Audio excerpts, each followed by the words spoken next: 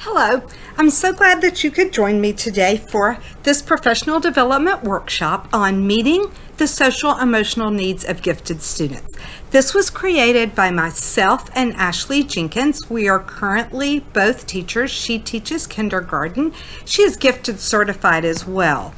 I am the gifted coordinator for my school, and I also teach resource gifted for grades K through 5 in a pull-out structure. So the first thing I would like for you to do is we're just going to do a little brainstorming activity. With a partner at your table group, I would like for you to list as many of the characteristics of gifted learners that you can. Think about what sets these learners apart from the peers in their classroom. If at all possible, focus more on the affective or social or emotional characteristics rather than the sometimes more obvious academic characteristics. You know, the things that we refer to when we're talking about gifted children. Sometimes we call them quirky turkeys, or they're just a little different. What are some of those things that you see that set these children apart? I'll give you a few minutes to do that.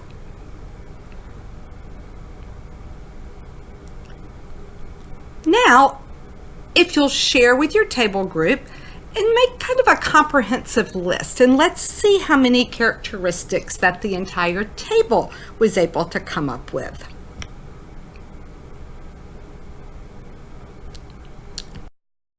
Thank you.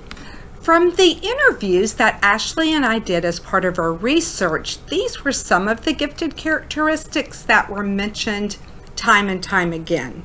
One was perfectionism, that innate need that things have to be perfect, and if they're not perfect, why do them? Not at all acceptable. I don't want to do anything that I don't think I can do with perfection.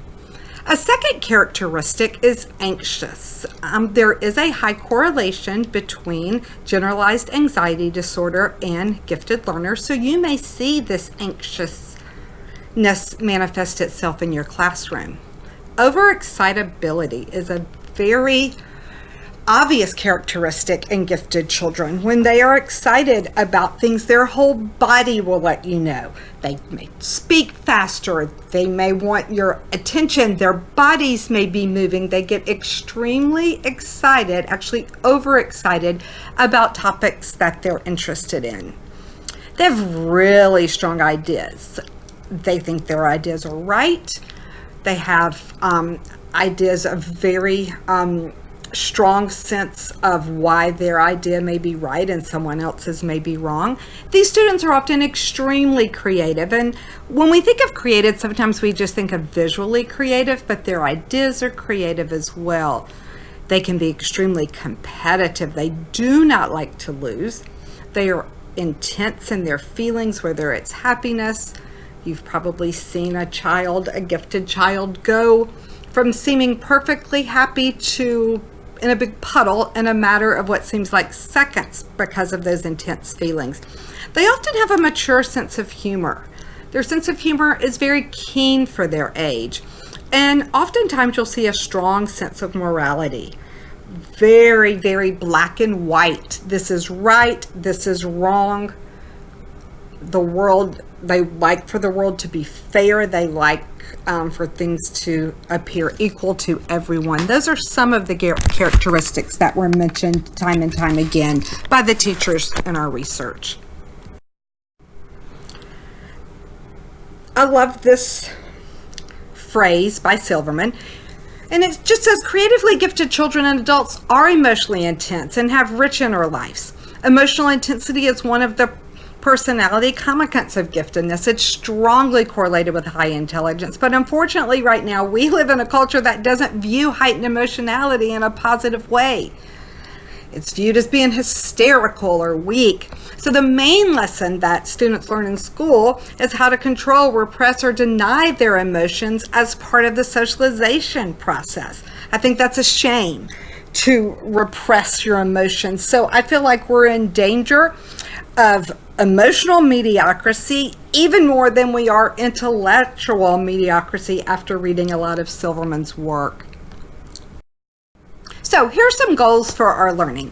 I would like for you to have the opportunity to collaborate with your colleagues to discuss some of the unique social and emotional learning needs your gifted students face. And then, more importantly, I would like for us to create some strategies that you can utilize in the classroom to help meet the needs of those students. So when Ashley and I conducted our research, our purpose was we wanted to find out, first of all, is there a need for a differentiated social emotional curriculum for gifted learners? As you know, there's so much research coming out about how important SEL is for all of our students in school and how we must be able to harness and teach students those social and emotional coping strategies that they're going to need. We wanted to know if there was a need for this curriculum to be different for gifted learners. Our research questions which guided us were, do teachers of gifted learners feel these students have different affective, emotional needs than non-gifted identified learners? Secondly, we wanted to find out, do these teachers believe a differentiated social and emotional curriculum is necessary for gifted learners to reach their full potential? We did this by conducting qualitative interviews with 5 gifted endorsed teachers from the metro Atlanta area. These were all conducted by phone. We had questions that we asked. Sometimes it was one-time interviews, sometimes there were multiple follow-ups. But what we found was there were 4 major themes coming out of our research.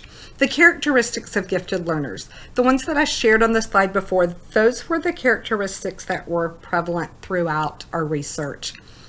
We also heard from teachers about how these characteristics and feelings can manifest in the classroom. What does it look like? Another theme was strategies for teaching SEL to gifted students. And another 4th and final theme was teachers' needs for gifted SEL instruction. The teachers felt like they had no background, they had no knowledge, they had no training on how to deliver a SEL curriculum to gifted students. So both of our research questions were answered affirmatively. Teachers we interviewed do see a difference in the social and emotional needs of gifted learners. And in addition, they did see the need for an effective curriculum to address these emotional components. When we were looking for a guiding theory for our research, we chose the emotional intelligence theory. This was made popular by Daniel Goldman, and it looks at 5 factors. The first one being self-awareness, second, self-regulation, motivation, empathy, and social skills. This is rooted in some past theories. You'll also see parts of this in Gardner's multiple intelligence, which you may be familiar with. This theory was originally used in businesses, but now it's appearing more and more in education as we realize there is a need for social and emotional intelligence teaching in our schools. And then the last part of our theory was, how might emotional intelligence factors affect our gifted learners? So we know that they do have several affective needs. Okay, so based on the characteristics that they have, what are some needs that they have? Dealing with that perfectionism and the fear of failure. How do you recover when you feel like you've failed? Understanding what it means to be gifted. This is something that I feel was really lacking in our schools, just a basic understanding for students to know what does it mean to be gifted and what types of feelings and emotions naturally accompany that. The realization of, yes, they do feel different. Why? Sometimes it's really hard for them to take risks because of that fear of failure. They often need help with developing relationships because social skills, because they develop asynchronously, they're not always at the same level of maturity as their same age or academic peers. really helping them learn how to communicate, and what if they are extremely introverted. High expectations. How do you deal when you have such high expectations of yourself, but also of others? Inner self. Why do I feel nervous at these certain times? Why do I feel excited? So really exploring experiences and feelings. And finally, developing a sensitivity and tolerance for others. This is often difficult for gifted learners because of that high expectations they have for themselves and others. So when others maybe don't learn things as quickly or don't get their jokes, really teaching them a tolerance for all people. So we're going to take a moment and we're going to do a little personal reflection here. I would like for you to go to the website here and let's find out, how emotionally intelligent are you? After you take this quiz, I want you to reflect on what surprised you about your results. And then furthermore, how might these results influence your interactions with students, with colleagues, maybe with family members? So I'll give you a few minutes to take this quiz and reflect upon your responses.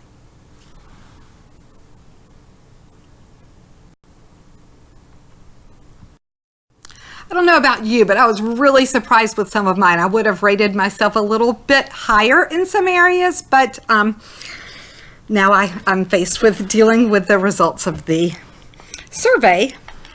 So the next thing I would really like for us to do is, now that we know what the characteristics are and what the needs of our students are, what kind of services do you or your school already have in place?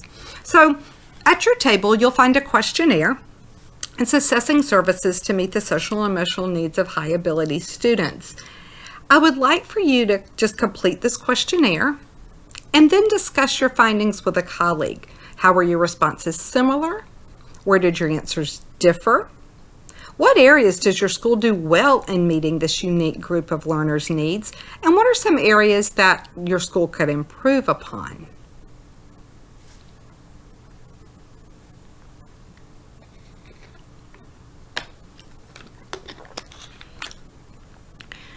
Thank you. This was very eye-opening for me as a teacher and as a gifted coordinator for our school. So now that we know what the characteristics are, what the needs are, and where we are and where our school is, I would like to give you some strategies to meet the needs of gifted learners. These strategies came from our research. These were noted by the teachers that we interviewed. One strategy was role playing. This could be used in many, many different scenarios, but role playing the entire situation. So perhaps if a student is feeling anxious about a presentation, have them role play doing the presentation. Maybe if they're fearful of the questions that will follow, maybe do some of that. It's really a good idea to role play working in a group or with a partner. That way, gifted learners who struggle with this sometimes can see what an effective group work looks like.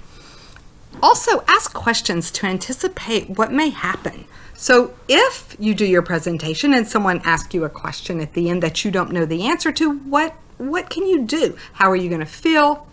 What are some of the reactions you may have? What are some more positive reactions that we could guide the students towards? A decision-making matrix, and I have a copy of that for you, and I'll show you on another slide. This is just a simple way when children get in a bind, and it often comes when they're working together in groups and they can't decide whose idea is better, or they want to do one thing and their partner wants to do another. It's just a real simple way to make decisions. And sometimes with gifted learners, if they feel like there's a tool in their hand that they can utilize, that in of itself will motivate them to want to come to that resolution. Self-reflective practices. I feel like this is so important for all students, especially gifted learners. When should they self-reflect? How should they self-reflect? I think that is up to you and up to the age of the child, but I do have a couple of tools that you can use if they fit your needs for this. Mindfulness is very important for gifted learners. It allows them to calm their anxieties. It allows them to focus on what is going to be happening that day. I have several mindfulness resources for you. 2 teachers that we interviewed spoke real highly about the success they've had with morning meeting. This is just a time, and it's called morning meeting. Some teachers do it at the beginning of the day, some do it during the day, some at the end of the day, but it's just sort of a time to build community with the class, where you're asking questions about, well, what went well yesterday, or what went well in lunch today, or how did we do? Why didn't we receive the golden spoon this week? How might we change this? Just time to sit and reflect and build community, not academic based at all. And then one really experienced teacher's wise words just kind of stayed with me. And she said, remember, they do have unusual needs, and one size doesn't fit all, even with this differentiated population. So while I'm talking about gifted learners as a whole, I'm sure you're aware that within that small group, they also have very different needs. Here are the 2 examples of student self-reflection that I told you about. One is more primary, and then one is more intermediate. And it just asks questions so that they can reflect. I'm organized. I stayed on task. I worked well with others. I did my best work. Just to sort of allow them to reflect. They can reflect on academics or on situations with peers. The decision-making matrix that I referred to before, this is just a simple one. This is one that I have used when students were working in a group to try to come up with a project that they were going to market. You can obviously change these headings very easily, but just kind of writing down, here's your idea, here's my idea, what things do we need to consider? How much time? Do we have all the materials we need? Will we be able to, is this something we can really pull off? And sometimes just having this in their hands will help students to make a decision and keep moving. There are 3 mindfulness resources here for you. I have used all of these. I began mindfulness with my gifted students in earnest last school year, and if I forgot to do it, oh boy, I was reminded.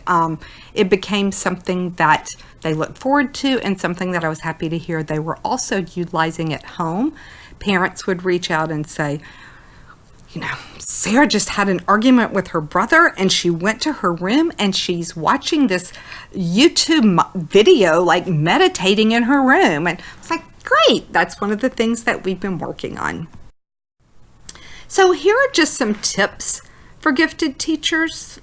And these are just kind of general, but realize that grades and achievement behavior really aren't reliable indicators of their stress levels. You can have a student who's making all A's. They're doing great. You know, they pulled that 99 percentile on MAP, but that doesn't give us any insight into how they're coping, how they're really feeling. So I feel like that's really important. Help those children who are so overly critical as you're looking at some of their self-reflections. If you see that it's always negative, have a conversation with them about that. Be really careful about encouraging ultra competitiveness. It's real easy to set up a Kahoot or have a tournament, and I think that's great in some cases, but gifted children tend to be extremely competitive, and sometimes this can bring out the worst in them. Some simple things, you know, the academic hierarchy in classes. I really don't think we do that anymore, where, oh, well, you know, look at gifted Gil, you know, he made 100 again. Hopefully we don't do that. And also be really careful for those gifted students that seem to be excelling in everything. That could just be a real sign that they're putting way too much pressure on themselves. So I'm going to give you a chance to practice what we've talked about today. So let's imagine that your gifted students are working in groups on a STEM project. 2 of the children begin arguing over whose idea is best. Unable to reach an agreement, they just simply stop working. If you'll turn and talk with your partner about what strategies you might use in this situation.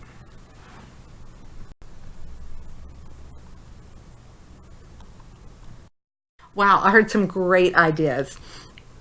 So what I really want us to do now is I want you to create your SEL plan. So for this activity, I would like for you to think of one of your gifted students who needs some SEL regulation. I don't think this will probably be very hard to think of one, whether it's in the area of maybe it's motivation, maybe it's social skills, and one of those emotional intelligence area focuses. Choose one of those. And then how might this manifest itself in your classroom? And what strategies might you try, or have you tried, or will you try now to help this child? So I would like for you to work, you can work with a partner, you can work at your table. I feel like this will be something that you can take away from our session today and actually immediately utilize. And we will continue in follow-up sessions refining this, sharing ideas and strategies so that our toolbox becomes even larger. So, our final thoughts for our workshop today, and when we meet again, we'll discuss these. So what are some questions or concerns you still have about SEL for your gifted students? And that's why those cards are on your table. I would like for you to just fill these out. You do not have to put your name. It can be totally anonymous. It's just to guide me as I structure our next sessions. What strategies have you used in your classroom that we did not discuss today? I'm sure you have great ideas that I did not include. And finally, what is one thing you will take away from today and use before our next session? If you don't mind just writing those on the card on your table, they can be totally anonymous. And if, like I said, if you don't mind leaving those so they can guide our next session. I've also included some resources here for you. The first thing is from the American Psychological Association, and it's a great document that gives lots of strategies for working with gifted students. SING is an organization that's focused primarily on the social and emotional well-being of gifted learners. The National Association of Gifted Children has lots of resources on their website. They also have books and magazines that they publish. And finally, Davidson, out of Davidson University, has begun they have a great center there that focuses on SEL for gifted learners.